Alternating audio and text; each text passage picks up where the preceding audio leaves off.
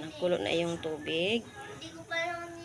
At durog na rin yung durog na rin yung gabi. Diyan na rin yung luya at sibuyas. Ilunod na natin yung isda.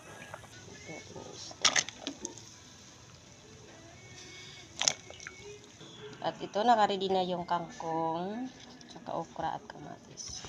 Ito, malapit na maluto yung isda. Ilunod na natin.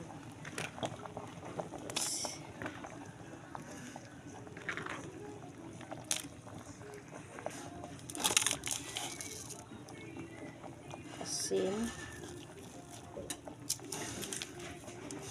At sinigang sampalok with gabi.